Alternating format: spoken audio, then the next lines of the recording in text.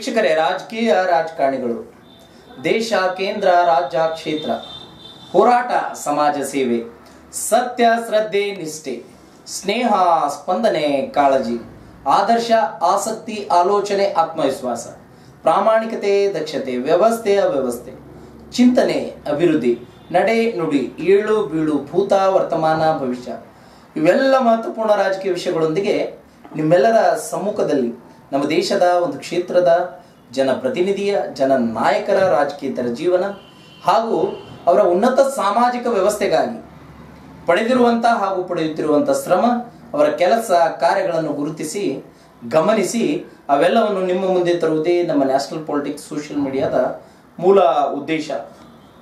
ನಮ್ಮ ಇವತ್ತಿನ ಸಂದರ್ಶನದಲ್ಲಿ ಬಾಗಲಕೋಟೆ ಜಿಲ್ಲೆ ಜಮಖಂಡಿ ತಾಲೂಕು ಜಮಖಂಡಿ ಮಂಡಲ ಭಾರತೀಯ ಜನತಾ ಪಾರ್ಟಿಯ 2ನೇ ಅವಧಿಗೆ ಅಧ್ಯಕ್ಷರು ಹಾಗೂ ITI ಕಾಲೇಜು ಜಮಖಂಡಿ ಇದರ ಅಭಿವೃದ್ಧಿ ಕಮಿಟಿಯಲ್ಲಿ ಕೂಡ ಸದಸ್ಯರಾಗಿ ಕಾರ್ಯವನ್ನು ನಿರ್ವಹಿಸ್ತಾ ಇದ್ದಾರೆ. ಅದರ ಜೊತೆಗೆ ಸುಮಾರು ಒಂದು 15 ವರ್ಷಗಳಿಂದ ಸಕ್ರಿಯ ರಾಜಕಾರಣದಲ್ಲಿ ಸಮಾಜ ಸೇವೆಯಲ್ಲಿ ತಮ್ಮನ್ನು ತಾವು ತೊಡಗಿಸಿಕೊಂಡು ವಿದ್ಯಾರ್ಥಿ ದೆಸೆಯಿಂದ ಈ ರಾಜಕೀಯ ರಂಗಕ್ಕೆ ಪ್ರವೇಶವನ್ನು ಮಾಡಿ ಅನೇಕ ಸಮಾಜಮುಖಿ ಕೆಲಸ ಕಾರ್ಯಗಳನ್ನು ಈ ಭಾಗದಲ್ಲಿ ಮಾಡ್ತಾ ಇದ್ದಾರೆ. ಅವರಿಗೆ ನಮ್ಮ politicianindia.com ಸಂಸ್ಥೆ ಕಡೆಯಿಂದ ಮಾನ್ಯ ಅಜಯ್ ಕಡಪಟ್ಟಿ ಸರ್ ಅವರಿಗೆ ಸ್ವಾಗತವನ್ನು ಮಾಡ್ತೀವಿ. ಸರ್ ನಮಸ್ತೆ. ನಮಸ್ತೆ. ಸರ್, ಈಗ ಸುಮಾರು 15 ವರ್ಷಗಳಿಂದ ಸಕ್ರಿಯ ರಾಜಕಾರಣದಲ್ಲಿ ತೊಡಗಿಸಿಕೊಂಡಿದ್ರಿ. ಜಮಖಂಡಿ ಆಗಿರ್ಬೋದು, ಮುಧೋಳ ಆಗಿರ್ಬೋದು, ಮಹಲಿಂಗಪುರ ಈ ಭಾಗದಲ್ಲಿ ಸಾಕಷ್ಟು ಚಿರಪರಿಚಿತರಾಗಿದ್ರಿ. ಆದರೂ ಕೂಡ ತಮ್ಮ ಪರಿಚಯ ನಮ್ಮ ವೀಕ್ಷಕರಿಗೆ ಹೇಳಿ ಸರ್. ನಮಸ್ತೆ, ನಾನು ಅಜಯ್ ಬಸವರಾಜ್ ಕಡಪಟ್ಟಿ ಅಂತ ಜಮಖಂಡಿಯ BJP ನಗರ ಮಂಡಳ ಅಧ್ಯಕ್ಷನಾಗಿ ಕಾರ್ಯವನ್ನು ನಿರ್ವಹಿಸ್ತಾ ಇದ್ದೀನಿ. ಸರ್, ಈ ರಾಜಕೀಯ ರಂಗಕ್ಕೆ ತಾವು ಬರಬೇಕಾದ್ರೆ ಕಾರಣ ಮತ್ತೆ ಪ್ರೇರಣೆ ಏನು? ಯಾವಾಗ ಅನಿಸ್ತು ಸಾರ್ವಜನಿಕ ಜೀವನದಲ್ಲಿ ನಾನು ಹೋಗ್ಬೇಕು ಅಂತ ಹೇಳಿ? ಏನು ಸರ್, 2004ರಲ್ಲಿ ಆ ಟೈಮ್ನಲ್ಲಿ ಕಾಲೇಜ್ ಓದ್ತಿದ್ದೆ. ಆ ಸಂದರ್ಭದಲ್ಲಿ ಇಲ್ಲಿ ಚುನಾವಣೆ ಇತ್ತು, ವಿಧಾನಸಭೆ ಚುನಾವಣೆ ಇತ್ತು. ಆ ಸಂದರ್ಭದಲ್ಲಿ ಇಲ್ಲಿ ಪ್ರಮೋದ್ ಮುತಾಲಿಕ್ ಅವರು ಬಂದಿದ್ರು, ಸ್ವಾಧಿ ರಿತಂಬರ್ ಅವರು ಕೂಡ ಬಂದಿದ್ರು. ಆ ಸಮಯದಲ್ಲಿ ಒಂದು ದೊಡ್ಡ ಸಭೆ ಆದಿತ್ತು ಇಲ್ಲಿ ಜಮಖಂಡಿಯಲ್ಲಿ. ಸುಮಾರು ಒಂದು 15-20 ಸಾವಿರ ಸಂಖ್ಯೆ ಸೇರಿತ್ತು. ಆ ಸಂದರ್ಭದಲ್ಲಿ ಅದನ್ನೆಲ್ಲ ನೋಡಿ ನನಗೆ ರಾಜಕೀಯದಲ್ಲಿ ಭಾಗವಹಿಸ್ಬೇಕಂತ ಒಂದು ಆಸಕ್ತಿ ಉಂಟು. ತಮಗೆ ಈ ರಾಜಕೀಯವಾಗಿ ಮಾರ್ಗದರ್ಶಕರು, ತಮ್ಮ ರಾಜಕೀಯ ಗುರುಗಳು ಅಂತ ಯಾರಿಗೆ ಭಾವಿಸ್ತೀರಿ? ಅದ ಸರ್, ನಮ್ಮ ರಾಜಕೀಯ ಗುರುಗಳು ಶ್ರೀಕಾಂತ್ ಕುಲಕರ್ಣಿ, ಮಾಜಿ ಶಾಸಕರು. ಅವರು 2008ರಲ್ಲಿ ಇಲ್ಲಿ ಸ್ಪರ್ಧೆ ಮಾಡಿದರು. ಸ್ಪರ್ಧೆ ಮಾಡಿದ ಸಮಯದಲ್ಲಿ ಅವರ ಮಗನಾದ ಭರತ್ ಕುಲಕರ್ಣಿ ನಮ್ಮ ಕ್ಲಾಸ್ಮೇಟ್ ಇದ್ದ ಕಾಲೇಜಲ್ಲಿ. ಆ ಸಂದರ್ಭದಲ್ಲಿ ನಾವು ಕಾಲೇಜ್ ಲೆವೆಲ್ದಲ್ಲಿ ಎಲೆಕ್ಷನ್ನಲ್ಲಿ ಭಾಗವಹಿಸಿದ್ವಿ. ಅವಾಗಿನಿಂದ ಅವರೇ ಒಂದು ಮಾರ್ಗದರ್ಶಕರು ಅಂತ ಭಾವಿಸ್ಕೊಂಡಿದ್ರಿ. ಸರ್, ಈಗ ಒಂದು ನಗರದಲ್ಲಿ ಒಂದು ಮಂಡಲದ ಅಧ್ಯಕ್ಷರಾಗಿ ಮೊದಲನೇ ಅವಧಿ ಮುಗಿದ ನಂತರ 2ನೇ ಅವಧಿಗೆ ಮತ್ತೆ ಮುಂದುವರಿತಾ ಇದ್ದೀರಿ. ಭಾರತೀಯ ಜನತಾ ಪಾರ್ಟಿಯನ್ನು ಬಲಪಡಿಸುವ ನಿಟ್ಟಿನಲ್ಲಿ ಸಂಪೂರ್ಣ ಒಂದು ಜಮಖಂಡಿ ತಾಲೂಕಿನಲ್ಲಿ ಪ್ರತಿಯೊಂದು ಗ್ರಾಮ, ಪ್ರತಿಯೊಂದು ಹಳ್ಳಿ ಬಲಪಡಿಸುವ ನಿಟ್ಟಿನಲ್ಲಿ ಒಂದು ನಗರ ಅಧ್ಯಕ್ಷರಾಗಿ ಯಾವೆಲ್ಲ ಜವಾಬ್ದಾರಿಗಳನ್ನು ಇಲ್ಲಿವರೆಗೆ ನಿರ್ವಹಿಸಿದ್ದೀರಿ? ಸರ್, ತಮಗೆ ಹೇಳ್ಬೇಕಂದ್ರೆ 2018ರಲ್ಲಿ ಏನೊಂದು ಚುನಾವಣೆ ಆಯಿತು, ವಿಧಾನಸಭಾ ಚುನಾವಣೆ ಆದ ಸಂದರ್ಭದಲ್ಲಿ ನಗರದಲ್ಲಿ ಕಾಂಗ್ರೆಸ್ನವರು ಇಲ್ಲಿ ಸುಮಾರು 8ರಿಂದ 10 ಸಾವಿರ ಲೀಡ್ ಇರ್ತಿದ್ರು ನಗರದಲ್ಲಿ. ಯಾಕಂದ್ರೆ ಇಲ್ಲಿ ಸ್ವಲ್ಪ ಅಲ್ಪಸಂಖ್ಯಾತರ ಮತಗಳು ಜಾಸ್ತಿ ಇರೋದ್ರಿಂದ ಕಾಂಗ್ರೆಸ್ದವರು 10ರಿಂದ 12 ಸಾವಿರ ಲೀಡ್ ಇರ್ತಿದ್ರು ನಗರದಲ್ಲಿ. ಆದರೆ ಈ ಮೊನ್ನೆ ವಿಧಾನಸಭೆ ಚುನಾವಣೆಯಲ್ಲಿ ಕೇವಲ 3800 ಮತಗಳ ಲೀಡ್ ಆಗ್ಯಾವ. ಆ ರೀತಿ ನಾವು ಸಂಘಟನೆಯನ್ನು ನಗರದಲ್ಲಿ ಎಲ್ಲ ಬೂತ್ ಲೆವೆಲ್ದಲ್ಲಿ ಸಂಘಟನೆಯನ್ನು ಮಾಡಿದ್ವಿ. ಅದು ನಿಮ್ಮ ಅಧ್ಯಕ್ಷತೆಯಲ್ಲಿ ಆಗಿರೋದು ತಮಗೆ ಖುಷಿ ಇದೆ? ಖುಷಿ ಇದೆ. ನಾವು ಗೆದ್ದಿರೋದು ಕೇವಲ 4800 ಮತಗಳಿಂದ.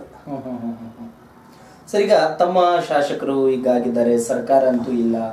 ಆದರೆ ಅಭಿವೃದ್ಧಿ ಯಾವ ರೀತಿ ಒಂದು ಅಭಿವೃದ್ಧಿ ಆಗ್ಬೋದು? ಅಭಿವೃದ್ಧಿಗೆ ಎಲ್ಲೋ ಒಂದು ಕಡೆ ಕುಂಠಿತ ಆಗ್ಬೋದಾ ಅಥವಾ ಹೇಗೆ? ಕುಂಠಿತ ಆಕೈತೆ ಸರ್, ಸ್ವಾಭಾವಿಕ. ಆದರೂ ಕೂಡ ನಮ್ಮ ಶಾಸಕರು ಬಹಳ ಪ್ರಯತ್ನವನ್ನು ಮಾಡ್ತಾ ಇದ್ದಾರೆ. ಅವ್ರಿಗೂ ಕೂಡ ಸಾಕಷ್ಟು ಎಲ್ಲ ಲೀಡರ್ಗಳ ಪರಿಚಯ ಇದೆ. ಮೊದಲು ಅವರು 2013ರಲ್ಲಿ ಮೊದಲು ಅವರು ಕಾಂಗ್ರೆಸ್ ಅಲ್ಲಿ ಇದ್ದರು. ಹಾಗಾಗಿ ಒಂದು ಕಾಂಗ್ರೆಸ್ ಅವ್ರ ಜೋಡಿ ಒಂದು ಒಳ್ಳೆಯ ಸಂಬಂಧ ಇರೋದ್ರಿಂದ ನಮ್ಮ ಜಮಖಂಡಿ ಮತಕ್ಷೇತ್ರ ಅಭಿವೃದ್ಧಿ ಆಗೈತೆ ಅಂತ ಈ ಸಂದರ್ಭದಲ್ಲಿ ಹೇಳ್ಬೋದು. ಒಂದು ಭರವಸೆ ಇದೆ. ಸರ್, ಈಗ ರಾಜಕಾರಣವನ್ನು ಹೊರತುಪಡಿಸಿ, ರಾಜಕಾರಣ ಬೇರೆ, ರಾಜಕಾರಣವನ್ನು ಬಿಟ್ಟು, ರಾಜಕೀಯ ಬಿಟ್ಟು ಯಾವುದೇ ರೀತಿ ಪಕ್ಷಪಾತವಿಲ್ಲದೆ ಸಮಾಜ ಸೇವೆ ಅಂತ ಬಂದಾಗ ತಾವು 15 ವರ್ಷಗಳಿಂದ ಯಾವ ರೀತಿ ಸಮಾಜ ಸೇವೆ ಮಾಡ್ತಾ ಇದ್ದೀರಿ? ಯಾವುದೇ ಧರ್ಮ ಯಾವುದೇ ಒಂದು ಧರ್ಮಕ್ಕೆ ಯಾವುದೇ ಒಂದು ತೊಂದರೆ ಕೊಡದೆ, ಯಾವುದೇ ಒಂದು ಇದಕ್ಕೆ ಸೀಮಿತ ಆಗದೆ, ಜಾತಿಗೆ ಸೀಮಿತ ಆಗದೆ ಯಾವ ರೀತಿ ಕೆಲಸ ಕಾರ್ಯಗಳನ್ನು ಮಾಡ್ತಾ ಇದ್ದೀವಿ? ನಾವು ಜಮಖಂಡಿಯಲ್ಲಿ ಎಲ್ಲ ಸಂಘಟನೆಯಲ್ಲಿ ನಾವು ವಿಶ್ವ ಹಿಂದೂ ಪರಿಷತ್ ಆಗಿರ್ಬೋದು, ಒಂದು ಹಿಂದೂ ಜಾಗರಣೆ ವೇದಿಕೆ ಆಗಿರ್ಬೋದು, ಯಾವುದೋ ಕಾರ್ಯಕ್ರಮ ಮಾಡಿದ್ರು ಕೂಡ ನಾವು ಎಲ್ಲದರಲ್ಲಿ ಭಾಗಿಯಾಗಿರ್ತೀವಿ. ಅದ್ರ ಜೊತೆಗೆ ಜಮಖಂಡಿಯಲ್ಲಿ ಮಹಾಮಂಡಳ ಅಂತೇಳಿ, ಗಣಪತಿ ಮಹಾಮಂಡಳ ಅಂತೇಳಿ ಕಳೆದ 15 ವರ್ಷದಿಂದ ಜಮಖಂಡಿಯಲ್ಲಿ ನಡೆಸ್ತಾ ಬಂದ್ವಿ. ಎಲ್ಲ ಮಂಡಳಿಗಳಿಗೆ ಪರ್ಮಿಷನ್ ತೆಗೆದುಕೊಡು, ಅದ್ರದ್ದೊಂದು ಹೆಡ್ ಅದ ಮಹಾಮಂಡಳ. ಯಾವುದೇ ಒಂದು ಚಟುವಟಿಕೆ ಇದ್ದಾಗ ಮಹಾಮಂಡಳ ಕಡೆಯಿಂದ ಪ್ರತಿಯೊಂದು ಪರ್ಮಿಷನ್ ಕೊಡೋದಾಯ್ತು, ಮುನ್ಸಿಪಾಲಿಟಿ KEB ಇರುತ್ತೆ. ಸರ್, ಈಗ ಇಲ್ಲಿಯವರೆಗೆ ಸುಮಾರು ಒಂದು 15 ವರ್ಷದ ರಾಜಕೀಯ ಜೀವನದಲ್ಲಿ ತಾವು ಯಾವುದೇ ಒಂದು ಚುನಾವಣೆಗೆ ಸ್ಪರ್ಧೆ ಮಾಡಿಲ್ಲ. ಏನು ಅವಕಾಶ ಸಿಗ್ಲಿಲ್ಲೋ ಅಥವಾ ತಾವು ಬರಲಿಲ್ಲ, ಏನ್ ಕಾರಣ ಅದಕ್ಕೆ? ಅವಕಾಶ ಸಿಗ್ಲಿಲ್ಲ ಏನಿಲ್ಲ ಸರ್, ನನಗೆ ಆಸೆ ಇಲ್ಲ, ಇದ್ದಿದ್ದಿಲ್ಲ. ಅದೇ ಮುಂದೆ ಬರುವ ದಿನಗಳಲ್ಲಿ ನೋಡೋಣ ಏನು ಜನ ಏನ್ ಹೇಳ್ತಾರೆ. ಈಗ ರಾಜಕೀಯವಾಗಿ ಪ್ರತಿಯೊಬ್ಬರಿಗೆ ಒಂದು ಗುರಿ ಮತ್ತೆ ಆಸಕ್ತಿ, ನಾನು ಇಲ್ಲಿ ಹೋಗ್ಬೇಕು ಅನ್ನೋದು ಸ್ವಾಭಾವಿಕವಾಗಿ ಇರುವಂತದ್ದು. ಅದರಲ್ಲಿ ತಾವು ಮುಂದಿನ ದಿನಗಳಲ್ಲಿ ಏನು ಗುರಿ ಇದೆ ನಿಮ್ಗೆ ರಾಜಕೀಯವಾಗಿ? ಏನಿಲ್ಲ ಸರ್, ಸಮಾಜ ಸೇವೆ ಮಾಡ್ಬೇಕು ಅನ್ನೋದು ಒಂದು ಮೊದಲನೇ ಆದ್ಯತೆ ಇದೆ. ಅದ ನಂತರ ಎಲ್ಲ ನಮ್ಮ ಪಾರ್ಟಿ ಹಿರಿಯರು ಮತ್ತು ನಮ್ಮ ಜನರು, ನಮ್ಮ ಬೆಂಬಲಿಗರು ಏನ್ ಹೇಳ್ತಾರ ಅದನ್ನ ಮಾಡಲು ಬಯಸ್ತಾರೆ. ಪಕ್ಷದ ಶಿಸ್ತಿನ ಸಿಪಾಯಿಯಾಗಿ ಕೆಲಸ ಮಾಡಬೇಕಂತ ಒಂದು ಮುಖ್ಯ ಉದ್ದೇಶ ಇದೆ. ಸರ್, ಈಗ ಭಾರತೀಯ ಜನತಾ ಪಾರ್ಟಿ ರಾಜ್ಯದಲ್ಲಿ ಸರ್ಕಾರ ಇಲ್ಲ, ಆದರೆ ಕೇಂದ್ರದಲ್ಲಿ ಒಂದು ಮೈತ್ರಿಕೂಟದ ಸರ್ಕಾರ ಇದೆ. ಮಾನ್ಯ ನರೇಂದ್ರ ಮೋದಿಯವರು ಈ ದೇಶದ 3ನೇ ಬಾರಿ ಪ್ರಧಾನಿಯಾಗಿದ್ದಾರೆ. ಅಂತ ಒಂದು ಪಕ್ಷದ ಒಂದು ಕಾರ್ಯಕರ್ತರಾಗಿ, ಒಂದು ಮುಖಂಡರಾಗಿ ಕೆಲಸ ಮಾಡುವಂಥದ್ದು ತಮಗೆ ಒಂದು ಖುಷಿಯ ವಿಚಾರ ಅಂತ ಅನ್ಸುತ್ತಾ? ಈ ವಿಷಯದಲ್ಲಿ ಬಹಳ ಖುಷಿ ವಿಚಾರ ಸರ್. ಯಾಕಂದ್ರೆ ಇದು ನಂದೇನ ನಗರ ಅಧ್ಯಕ್ಷ ಅವಧಿ ಇತ್ತು, 1ನೇ ಅವಧಿ. ಆ 1ನೇ ಅವಧಿಯಲ್ಲಿ ಏನೊಂದು 495 ವರ್ಷಗಳಿಂದ ಹೋರಾಟ ಇತ್ತು. ರಾಮ ಮಂದಿರ ಅಡಿಗಲ್ ಸಮಾರಂಭ ಆ ಸಂದರ್ಭದಲ್ಲಾಗಿತ್ತು. ಒಂದು 370 ಆರ್ಟಿಕಲ್ ಕೂಡ ನಮ್ಮ ಅವಧಿ ಒಳಗೆ ಆಯಿತು. ಹೀಗಾಗಿ ಅಂತ ಒಂದು ಅವಧಿಯಲ್ಲಿ ನಾವು ಇದ್ದಿದ್ದು ನನಗೆ ಬಹಳ ಖುಷಿ ಆಗುತ್ತೆ. ಪ್ರಧಾನಮಂತ್ರಿ ನರೇಂದ್ರ ಮೋದಿ ಅವರು 2018 ಚುನಾವಣೆ ರ್ಯಾಲಿಯಲ್ಲಿ ತಾವು ಭೇಟಿ ಕೂಡ ಆಗಿದ್ರಿ, ಏನ್ ಮಾತುಕತೆ ಆಯ್ತು? ಆ ಸಂದರ್ಭದಲ್ಲಿ ಬಹಳ ಖುಷಿ ಆಯ್ತು ಸರ್. ನಮಗೆ ಮೋದಿ ಅವ್ರಿಗೆ ಭೇಟಿ ಆದ ಸಂದರ್ಭದಲ್ಲಿ ಬಹಳ ಸಂತೋಷ ಆಯ್ತು. 1-2 ನಿಮಿಷ ನಮ್ಮ ಜೋಡಿ ಮಾತಾಡಿದ್ರು. इधर क्या हाल है जमखंडी का? इधर तो सब कार्यकर्ता अच्छी तरह से काम कर रहे हैं, लेकिन जो इधर थोड़ा इंडिपेंडेंट कैंडिडेट बना है, आप उसको हटाए तो हम इधर 25,000 से जीत सकते हैं. मोदी और जोड़ी चर्चे ಮಾಡಿ ಗ್ರೇಟ್. ಇದು ಒಂದು ಖುಷಿಯ ಸರ್, ಈಗ ಮಾನ್ಯ ನರೇಂದ್ರ ಮೋದಿ ಅವರ ನೇತೃತ್ವದಲ್ಲಿ 3ನೇ ಬಾರಿಗೆ ಈ ದೇಶದ ಪ್ರಧಾನಿಯಾಗಿದ್ದಾರೆ. ಭಾರತೀಯ ಜನತಾ ಪಾರ್ಟಿಯು ಕೂಡ ಪ್ರಜಾಪ್ರಭುತ್ವದ ಒಂದು ದೊಡ್ಡ ಪಕ್ಷವಾಗಿ ಹೊರಹೊಮ್ಮಿದೆ. ಈಗ ಒಂದು ಕಾಲದಲ್ಲಿ 2 ಸೀಟುಗಳು ಮಾತ್ರ ಇದ್ದಂತ ಪಕ್ಷ ಇವತ್ತು ಅತ್ಯಂತ ದೊಡ್ಡ ಪಕ್ಷ ಆಗಿ ಹೊರಹೊಮ್ಮಿದೆ. ಈಗ ಸಮಾಜದ ಕಟ್ಟಕಡೆಯ ವ್ಯಕ್ತಿಗೆ ನ್ಯಾಯ ಕೊಡುವ ನಿಟ್ಟಿನಲ್ಲಿ ಪ್ರಯತ್ನಗಳು ಆಗ್ತದ ಅಂತ ತಮ್ಗೆ ಅನ್ಸುತ್ತಾ? ಎಷ್ಟು ಹಲವು ಯೋಜನೆಗಳು ಅದಾವ, ನಮಗೂ ಎಲ್ಲ ಗೊತ್ತಿರುವಂತ ವಿಷಯ. ಆಯುಷ್ಮಾನ್ ಭಾರತ್ ಆಗಿರ್ಬೋದು, ಸುಕನ್ಯಾ ಸಮೃದ್ಧಿ ಯೋಜನೆ ಆಗಿರ್ಬೋದು, ಇಂಥವು ಸಾಕಷ್ಟು ಯೋಜನೆಗಳು ಎಲ್ಲ ಜನರಿಗೆ ಮುಟ್ಟುವಂತ ವ್ಯವಸ್ಥೆ ನಡೆದೈತಿ. ಈ ರಾಜಕೀಯ ರಂಗದಲ್ಲಿ ಸರ್ ಆರೋಪ ಪ್ರತ್ಯಾರೋಪ ಸಹಜವಾಗಿ ಇರುವಂತದ್ದು. ಯಾವತ್ತಾದ್ರೂ ತಮ್ಗೆ ಯಾಕಪ್ಪ ಈ ರಾಜಕೀಯಕ್ಕೆ ಬಂದ್ವಿ ಅಂತ ಹೀಗೆ ಏನಾದ್ರೂ ಅನ್ಸುತ್ತಾ? ಯಾವತ್ತಾದ್ರೂ ಬೇಸರಗೊಂಡು ಈ ರೀತಿ ಅನ್ಸುತ್ತಾ? ಅನ್ಸುತ್ತೆ ಸರ್, ಅನ್ಸುತ್ತೆ. ಆದ ಸಂದರ್ಭದಲ್ಲಿ ಅನ್ಸುತ್ತೆ, ಆದ್ರೆ ಅನಿವಾರ್ಯ. ಬಂದ್ಬಿಟ್ಟಿವಿ, ನಾವು ಜವಾಬ್ದಾರಿ ಸಿಕ್ಬಿಟ್ಟಿವಿ, ಮಾಡಬೇಕು. ಈಗ ರಾಜಕಾರಣಿಗಳು ಮಾನ ಅಪಮಾನ ಆರೋಪ ಪ್ರತ್ಯಾರೋಪ ಯಾವ ರೀತಿ ಎದುರಿಸಬೇಕು ನಿಮ್ಮ ಲೆಕ್ಕದಲ್ಲಿ? ಏನ್ ಹೇಳಲು ಇಷ್ಟಪಡ್ತಿರ್ತಾವ ಅದ್ರ ಬಗ್ಗೆ? ಏನು ಸರ್, ಆದ ಸಂದರ್ಭದಲ್ಲಿ ಮಾತ್ರ ಅದನ್ನ ನಾವು ಇಟ್ಕೋಬೇಕು. ಅದನ್ನ ಮುಂದೆ ಇಟ್ಕೊಂಡು ನಾವು ಮುಂದೆ ದ್ವೇಷ ರಾಜಕಾರಣ ಮಾಡಬಾರ್ದು. ನನ್ನ ವಿಚಾರ ದ್ವೇಷದ ರಾಜಕಾರಣ ಆಗಬಾರ್ದು. ಸರ್, ಈಗ ತಾವು ಆ ವಿಚಾರದಲ್ಲಿ ತಮಗೆ ಕೇಳೋದಾದ್ರೆ, ಈಗಿನ ಒಂದು ರಾಜಕೀಯ ವ್ಯವಸ್ಥೆಯಲ್ಲಿ ಬಹಳಷ್ಟು ವಿದ್ಯಮಾನಗಳು ಚೇಂಜ್ ಆಗಿದೆ. ಈಗ ಒಂದು ತತ್ವ ಸಿದ್ಧಾಂತದ ರಾಜಕಾರಣ, ಅಭಿವೃದ್ಧಿ ಆಧಾರಿತ ರಾಜಕಾರಣ ಮತ್ತೆ ಈ ರೀತಿ ಆಗ್ತಾ ಇಲ್ಲ. ಎಲ್ಲೋ ಒಂದ್ ಕಡೆ ಬಂಡವಾಳ ಹಾಕಿ ಬಂಡವಾಳ ತೆಗೆಯುವಂತ ವ್ಯವಸ್ಥೆಗೆ ರಾಜಕಾರಣ ಬಂದ್ಬಿಟ್ಟಿದೆ ಅನ್ನೋದು ಕೂಡ ಸಮಾಜದ ಒಂದು ಕೊರಗು ಇದೆ. ಇದ್ರ ಬಗ್ಗೆ ಏನ್ ಹೇಳಲು ಇಷ್ಟಪಡ್ತೀವಿ? ಐತಿ ಸರ್, ನೀವು ಹೇಳೋದು ಐತಿ. ಆದ್ರೆ ಇದು ಪರ್ಮನೆಂಟ್ ಅಲ್ಲ, ವಿಷಯ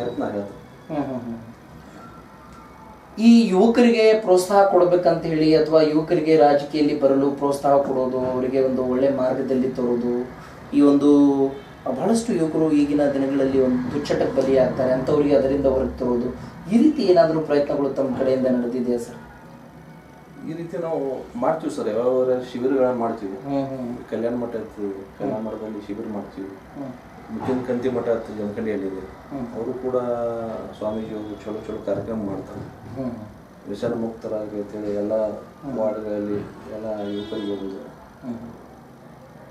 ಒಂದು ಇದನ್ನು ಕೊಡುವಂಥ ಪ್ರಯತ್ನ ಮಾಡ್ತಾರೆ. ಈಗ ತಮ್ಮ ಪಕ್ಷದ ನಾಯಕರು ಈ ಭಾಗದಲ್ಲಿ ಶಾಸಕರಾಗಿದ್ದಾರೆ, ಅವರಿಗೆ ಹೇಳಿ ಒಂದು ಏನು ಮನವಿಗಳು ಇಟ್ಟಿದ್ದೀರಿ, ಏನು ಕೆಲಸ ಆಗಬೇಕು ಅಂತ ಅವ್ರ ಗಮನಕ್ಕೆ ತಂದಿದ್ದೀರಿ, ಈ ರೀತಿ ಏನಾದರೂ ಕಾಮಗಾರಿ ನಡೆದಿದೆಯಾ ತಮ್ಮದು? ನಡೆದವು ಸರ್, ಕಾಮಗಾರಿ ನಡೆದವು. ಈಗ ಜಮಖಂಡಿ ನಗರದಲ್ಲಿ ಮೊನ್ನೆ ಒಂದು ನಗರೋತ್ಥಾನ ಒಂದು ಅನುದಾನದಲ್ಲಿ ಒಂದು 7 ಕೋಟಿ ರೂಪಾಯಿದು ಒಂದು ಕ್ರಿಯಾ ಯೋಜನೆ ಮಾಡಿ ಕಳಿಸಿವಿ ನಮ್ಮ ಶಾಸಕರಾದ ಮೇಲೆ. ಕಾಮಗಾರಿಗಳು ನಡೆದವು, ಪ್ರಗತಿಯಲ್ಲಿದೆ. ಕಾಮಗಾರಿಯಲ್ಲಿದೆ ಸರ್, ಈಗ ಈಗಿನ ಒಂದು ರಾಜಕಾರಣ ವ್ಯವಸ್ಥೆಯಲ್ಲಿ ಪಕ್ಷ ನಿಷ್ಠೆ ಅನ್ನೋದು ಇಲ್ಲ, ಒಂದು ಪಕ್ಷದಿಂದ ಇನ್ನೊಂದು ಪಕ್ಷಕ್ಕೆ ಹೋಗುವಂಥದ್ದು. ಈ ಯಾಕೆ ರಾಜಕಾರಣಿಗಳಲ್ಲಿ ಇದು, ಅಥವಾ ತಮ್ಮ ಸ್ವರಾಜಕಾರಣಕ್ಕಾಗಿ ಅಥವಾ ರಾಜಕೀಯ ಒಂದು ಆಸೆಗಾಗಿ ಈ ರೀತಿ ಆಗ್ತಾ ಇದೆ, ಅಥವಾ ಹೇಗೆ ಏನಂತ ಹೇಳ್ಬೋದು ತಾವು? ಅದು ಏನು ಸರ್, ನಾವು ಅಧಿಕಾರಕ್ಕಾಗಿ ಬೆನ್ನತ್ತೀವಿ ಅಂದ್ರೆ ಆ ರೀತಿ ಆಕೈತಿ. ಅಧಿಕಾರ ಬೇಕು ನಮ್ಗೆ ಅನ್ನುವಂಥ ಒಂದು ಉದ್ದೇಶ ಇಟ್ಕೊಂಡು ನಾವು ಬೆನ್ನತ್ತೀವಿ ಅಂದ್ರೆ ರಾಜಕೀಯ ಒಳಗೆ ಅದು ಆಸೆ ಹುಡ್ತೈತಿ. ಆ ರೀತಿ ಇರಬಾರ್ದು ನನ್ನ ಅಭಿಪ್ರಾಯ. ಈಗ ರಾಜಕೀಯ ಅಂದ್ರೆ ಸಮಾಜ ಸೇವೆ ಮಾಡ್ಬೇಕಾದ್ರೆ ರಾಜಕೀಯ ಅನಿವಾರ್ಯತೆ ಇದೆ ಅಂತ ತಾವು ಹೇಳ್ಬೋದಾ? ಅನಿವಾರ್ಯತೆ ಇದೆ ಅಂತ ಹೇಳಕ್ ಆಗಲ್ಲ ಸರ್, ಮಾಡ್ಬೋದು. ಆದ್ರೆ ಇದು ಒಂದು ಅಂಗ. ರಾಜಕೀಯ ಒಳಗಿದ್ರೆ ಸಮಾಜ ಸೇವೆ ಮಾಡಕ್ಕೆ ಒಂದು ಸ್ವಲ್ಪ ಹೆಚ್ಚಿನ ಪ್ರೋತ್ಸಾಹ ಸಿಗುತ್ತೆ, ಹೆಚ್ಚಿನ ಸೇವೆಗಳು ಮಾಡಬಹುದು ಅಂತ ಮಾಡಿ. ಒಂದು ರಾಜ್ಯ, ರಾಷ್ಟ್ರ, ವ್ಯಕ್ತಿಗತ ಉನ್ನತೀಕರಣ ಕಾಣಬೇಕಾದ್ರೆ ಶಿಕ್ಷಣದ ಪಾತ್ರ ಬಹಳ ಮಹತ್ವದ್ದು. ಈ ಜಮಖಂಡಿ ವಿಧಾನಸಭಾ ಕ್ಷೇತ್ರದಲ್ಲಿ, ತಾಲೂಕಿನಲ್ಲಿ ಶಿಕ್ಷಣದ ವ್ಯವಸ್ಥೆ ಯಾವ ರೀತಿ ಇದೆ ಸರ್? ಬಹಳ ಚೆನ್ನಾಗಿದೆ ಸರ್ ಜಮಖಂಡಿಯಲ್ಲಿ.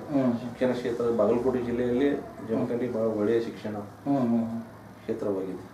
ಒಳ್ಳೆ ರೀತಿಯ ಶಿಕ್ಷಣ ವ್ಯವಸ್ಥೆ ಇಲ್ಲೆಲ್ಲ ಇದೆ. ಚೆನ್ನಮ್ಮ ಯೂನಿವರ್ಸಿಟಿ ಶುರುವಾಗಿದೆ ಜಮಖಂಡಿ. ಖಂಡಿತ ಸರ್, ಎಷ್ಟೊತ್ತು ತಮ್ಮ ಒಂದು ರಾಜಕೀಯ ಅನುಭವ, ಸಮಾಜ ಸೇವೆ, ಅಭಿವೃದ್ಧಿ ಕೆಲಸಗಳು ನಮ್ಮ ಹಾಗೂ ನಮ್ಮ ವೀಕ್ಷಕರೊಂದಿಗೆ ಹಂಚಿಕೊಂಡಿದ್ದಕ್ಕೆ ತಮಗೆ ಧನ್ಯವಾದಗಳು ಸರ್. ನಮಸ್ಕಾರ. ಧನ್ಯವಾದ. ತಾವು ನೋಡಿದ್ರಲ್ಲ ವೀಕ್ಷಕರೇ, ಬಾಗಲಕೋಟೆ ಜಿಲ್ಲೆ ಜಮಖಂಡಿ ತಾಲೂಕು, ಜಮಖಂಡಿ ಭಾರತೀಯ ಜನತಾ ಪಾರ್ಟಿ ನಗರ ಮಂಡಲ 2ನೇ ಅವಧಿಗೆ ಮಾನ್ಯ ಅಧ್ಯಕ್ಷರು ಅಜಯ್ ಕಡಪಟ್ಟಿ ಸರ್ ಇವರ ಮಾತುಗಳನ್ನ, ಇವರ ಬಗ್ಗೆ ಇನ್ನೂ ಹೆಚ್ಚಿನ ಮಾಹಿತಿಗಾಗಿ ಹಿಂದೆ ಲಾಗಿನ್ ಆಗಿ www.politiciansinIndia.com. ಜೈ ಹಿಂದ್, ಜೈ ಕರ್ನಾಟಕ. ನಾನು ಜಮಖಂಡಿ ಭಾರತೀಯ ಜನತಾ ಪಾರ್ಟಿ ನಗರ ಮಂಡಲ ಅಧ್ಯಕ್ಷ. ನಾಡಿನ ಸಮಸ್ತ ಜನತೆಗೆ ಗಣೇಶ ಚತುರ್ಥಿಯ ಆರ್ಥಿಕ ಶುಭಾಶಯಗಳು. ಇವತ್ತಿನ ದಿವಸ ಗಣೇಶ ಚತುರ್ಥಿ ಅಂದರೆ ಗಣೇಶ ಅಂದರೆ ವಿಘ್ನ ವಿನಾಶಕ, ನಮ್ಮ ಎಲ್ಲ ವಿಘ್ನಗಳನ್ನು ದೂರ ಮಾಡುವಂಥ ಒಂದು ಹಬ್ಬ. ಆ ಹಬ್ಬವನ್ನು ಕೂಡ ನಾವು ಅಟ್ಟೆ ಕಟ್ಟು ನಿಟ್ಟಾಗಿ ನಾವು ಅದನ್ನು ಮಾಡಬೇಕು. ಎಲ್ಲ ಒಂದು ಸಾಂಪ್ರದಾಯಿಕ ರೀತಿಯಲ್ಲಿ ಪೂಜೆ ಪುನಸ್ಕಾರ ಮಾಡುವುದಾಗಲಿ, ಒಂದು ಹಿಂದೂ ಧಾರ್ಮಿಕ ಹಬ್ಬವನ್ನು ನಮ್ಮ ಹಿಂದೂ ವಾದ್ಯಗಳ ಮುಖಾಂತರ ಅದನ್ನು ನಾವು ಎಲ್ಲ ಆಚರಿಸಬೇಕಂತ ತಮ್ಮೆಲ್ಲರಲ್ಲಿ ವಿನಂತಿಸುತ್ತೇನೆ.